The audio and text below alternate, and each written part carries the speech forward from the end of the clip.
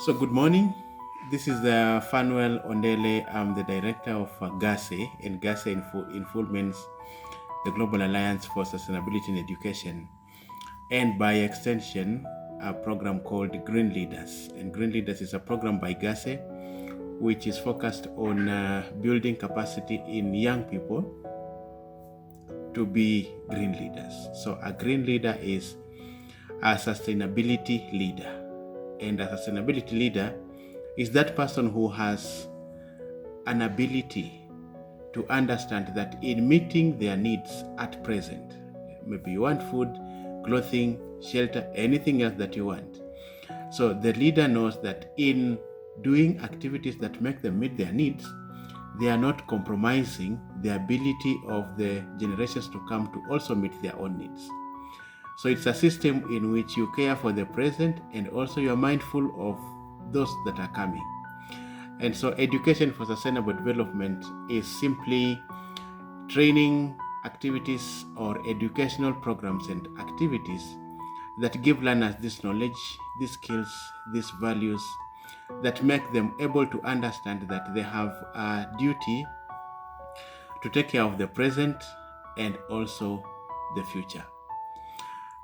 Education system is evolving, and so in our country, Kenya, we have moved from the exam-oriented system to the skills-based system, which we are calling the competency-based curriculum.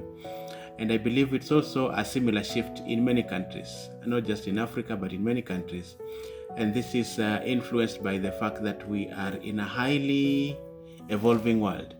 And therefore, the education that we have to embrace is that education that empowers learners to be meaningful at present. So we are not looking at a future where we are training them to be important at that time.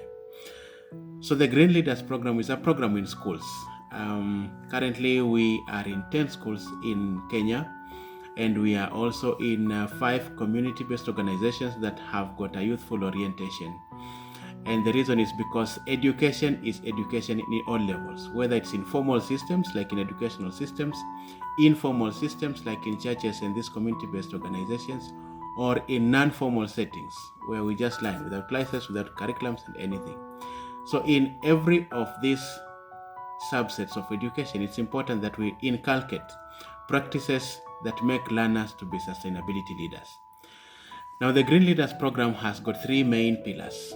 And the first pillar is sustainable development goals, where we are training learners on what it means to be sustainable. And so we are focusing on the SDGs, the UN's SDGs, 17 of them. We are also training them on something called inner development goals, that is building their inner capacity to be able to live these SDGs. Because if someone is not built internally, and we are saying we want to teach them on how to end poverty, it is not possible, because as long as the mindset has not changed, then any effort on the outside will just be just for show off. And apart from the inner development goals, we also train on regenerative development. And so what regenerative development means is that now that we have got systems that have collapsed, look in many cities, people just dispose of waste anyhow. And it's a mindset that has grown over time. And now that since we have got broken systems, we have to learn to be regenerative. So meaning that we help or we build capacity in learners to know that we can mend the systems that are broken before we maintain them for the future generations to come. How does it go? So joining schools or joining organizations, we do, okay, let me take it back a bit. So the first pillar of the Green Leaders program is sustainable development goals.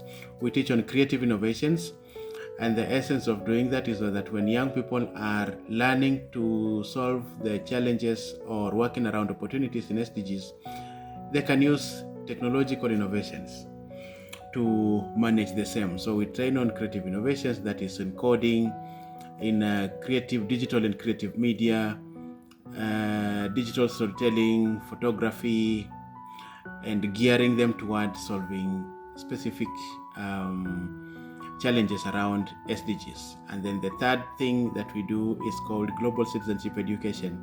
Now we're in a global village, and so it makes it feasible when you're talking about sustainable development goals to have learners to meet and exchange best practices with their colleagues from other jurisdictions, maybe in other countries, in other regions. They can exchange cultures and learn best practices. Okay, so how does it start? So the schools and the churches joining the program, we have to do something called a community mapping. So community maps or mapping is very important because we want to have the learners to understand their communities. Because if we introduce innovations to learners and tell them that this will help you to solve a problem with the community, and we have not made them to see the challenges that they are facing, then it's just a piece of excitement. Because technology in itself is very exciting. When learners code systems and then they can make robotics, they can make stuff, it's very exciting. But what happens thereafter? So if we have not channeled the creativity to something sustainable and meaningful, then the excitement fades off with time. And so organizations that are coming on, they have to do a community mapping. So far we have done the same with the organizations, one of the organizations here. And as you can see, we had the students go, they took a 1 kilometer radius of their digital hub, let me call it that way. And so we went around, they saw how the place has been polluted, the rivers, dirty wastes all over. They asked questions. At first it was difficult, but then they loved it. They thought that grown-ups would be difficult to interrogate, but they did. And people were happy to listen to them. I think no one denied them a chance. And we went around and they saw some of the assets they have in the community, the chief's camp, the school, the nurses, not the nurses, but the community clinic. And the essence of doing this is that to open up to a world of possibilities, that when we create innovations, we need the chief for security purposes, we need the hospitals, we need the schools, we need these other similar places, because then we can make innovations that the community accepts. Because otherwise, when we just sit down and do innovations, robotics and stuff, and then we take outside, you'll realize people have no understanding about it. Even the learners will not have an idea that this is something that is solving a particular need. So doing community mapping is key. So joining schools and similar organizations have to have their learners do a community mapping. Then after that, we come to we're calling them solution desks. So that is just the innovative space that you have. Could be a computer lab like here, or could be any other place that we have got a computer where we can put a computer. It's not necessarily that it be a computer lab, but if you can put it on top of a desk and the learners can congregate around it, and then they learn how to do Microsoft, how to do Word, Excel, PowerPoint, then they can learn how to do coding, then they can go ahead and do how to do different innovations. I cannot tell that they will do ABCD. And they can go ahead and now implement whatever they have done in the field, because that's the essence of this whole program. So it's a cycle. So you learn, you do the mapping, you innovate, test it, implement it, and we repeat the schedule.